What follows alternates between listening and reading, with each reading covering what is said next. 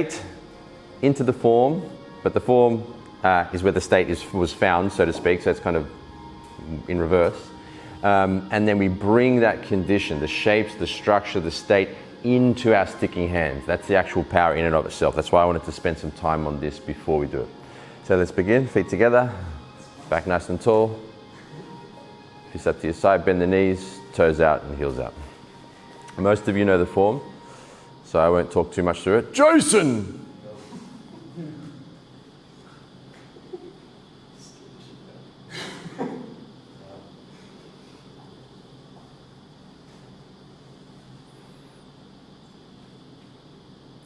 Okay, so you guys are at a stage now where you should be thinking about your state. You all know pretty much know, actually. Jono, could you just lead it? Is that all right? Yeah, thanks.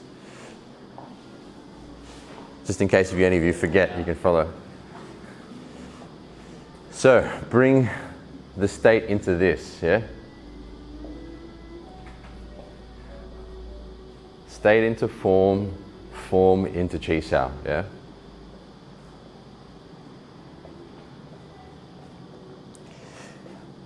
A minimum requirement is that you should be feeling your center. That's a very minimum. If you're not aware from the earth to the crown of your head, you should really look in the mirror when you get home and speak to yourself about that.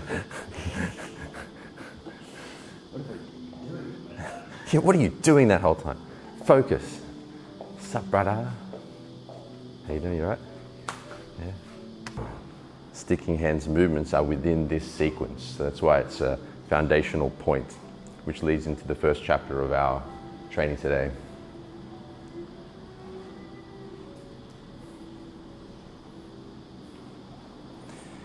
At least you should be centered. Now, bring those together. So center in your intention, yeah? Use gratitude. That's a nice little hack that we found. Gratefully centered.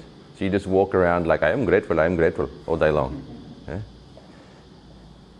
Another little hack is that, see the line in front of you? Let everything surrender to that line. So it's like you're syncing everything to that line. So you're unifying intention and surrender by a centering and seeing. So you bring those two pieces together.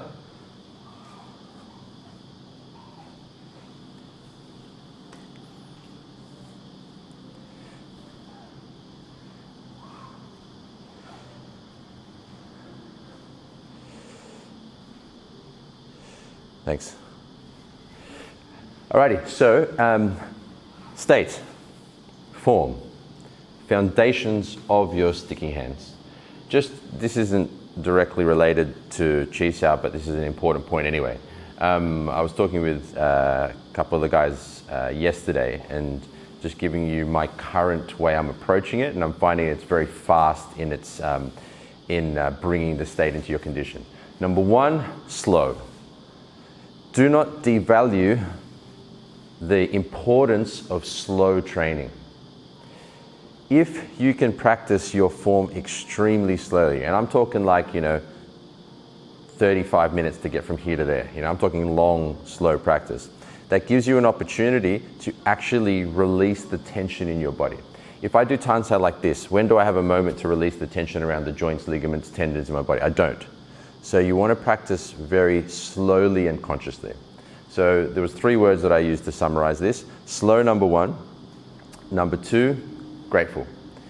Grateful linked to your center, because we also found that, remember, if you approach the releasing of tension from a state of gratitude, it releases 10 times faster than if you're frustrated or angry. So remember the map of consciousness. You go to level 130, weak forceful energy. That's like anger and frustration. I'm frustrated with this feeling. I'm desiring it to go away, right? So your energy's too weak. It takes too long. Spent a decade in that place, so trust me, I'm an expert in it.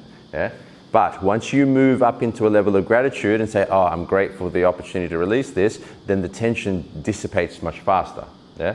So point is center yourself in gratitude so that you see the tension in your body from a grateful perspective from a level of 500 plus, because gratitude co-vibrates on the level of love, right? That'll help your body to release.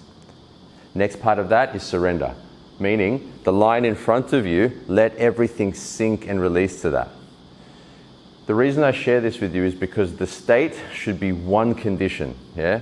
It's not center, sense, sync, see, spiritual intent. It's not those 5 pieces, it's all of them. The same way you have, 2 feet, 2 hands and a head, but it's a part of the one body. You want to bring the state into one condition. So slow, grateful surrender is a good way to bring together the whole condition. Yeah, I know it's still 3 words, but you eventually want to bring that into 1 word, whatever that might be for you. Cool. Any questions on that, folks? So let's grab our books.